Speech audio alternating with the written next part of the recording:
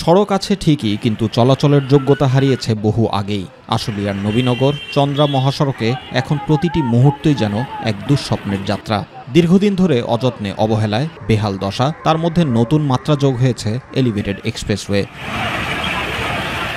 এক্সপ্রেসওয়ের নির্মাণ কাজ চলায় শ্রীপুর থেকে বাইপাইল পর্যন্ত সরু হয়ে গেছে মহাসড়ক। সংকীর্ণ রাস্তা এখন বৃষ্টিতে আরও বিপর্যস্ত।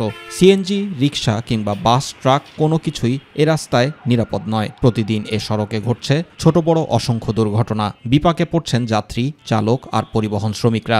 রানিং হইতে পারতেছে না, গাড়ি তার জন্য কিন্তু জ্যাম লাগতেছে। চালাতে পারি না, গাড়ি কাইটিয়া পড়ে গেছে। এদিকে ওই সাইডটা দেখছি গাড়ি পড়ে রয়েছে। প্রশাসনের আসলে নজরবন্দি দেওয়া উচিত। 10 টাকা কামাইলে 40 টাকা খরচ লাগে। দীর্ঘদিন যাবতের কোনো সংস্কার নেই, এর কোনো বিধি ব্যবস্থা নেই। 5 মিনিটের পথ পাড়ি দিতে সময় লাগছে 1 থেকে 2 ঘন্টা। জ্যামে বসে থেকে নষ্ট হচ্ছে কর্মঘণ্টা, রোগী পোহাচ্ছে হাসপাতালে দেরিতে। আর এসব সামলাতে গিয়ে নাকাল ট্রাফিক পুলিশ সদস্যরাও। সড়ক বিভাগের সাথে ক্রমাগত যোগাযোগের চেষ্টা করি যে রাস্তাটা আপনারা ঠিক করে দেন, তো ওনারা আসলে ওনাদের সীমাবদ্ধতা আছে। বৃষ্টির ভেতরে ওনারা রাস্তায় এই গর্তগুলো ভরাট সেভাবে করতে পারছে না।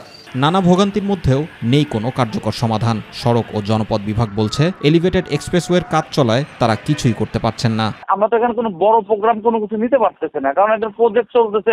প্রজেক্টের মধ্যে আমরা কি বড় প্রোগ্রাম নিতে পারবো? আমরা এখান থেকে চিঠি লিখছি যে এই রাস্তার এই অবস্থা, এবং প্রজেক্ট ডিরেক্টর স্যারও ঠিকাদারকে চিঠি লিখছে যে রাস্তা মেনটেন করার জন্য। অন্যদিকে প্রকল্প কর্তৃপক্ষ বলছে রাস্তার রক্ষণাবেক্ষণের দায়িত্ব সড়ক ও জনপদ বিভাগের, ফলে চলছে শুধু দায় এড়ানোর খেলা। আমাদের কন্ট্রাক্টের মধ্যে যেটুকু স্কোপ অফ ওয়ার্ক করার কথা সেটা আমরা করতেছি। রোড সেনারি তাদের দায় এড়ানোর জন্য এরকম চিঠিপত্র দিয়ে একটা করতেছে। যার যার অংশের কাজ তার শেষে করবে, কারণ খালি কন্ট্রাক্টরের উপর চাপাই দিলে তো কন্ট্রাক্টর করবে না। নবীনগর চন্দ্রা মহাসড়কের এই ভোগান্তি কেবল আজকের নয়, সময় মতো পদক্ষেপ না নিলে আরও ভয়াবহ বিপর্যয় অপেক্ষা করছে। তাই দ্রুত পদক্ষেপ নিয়ে সংস্কারের প্রত্যাশা ভুক্তভোগীদের। জুবাইর রহমান, মাই টিভি নিউজ।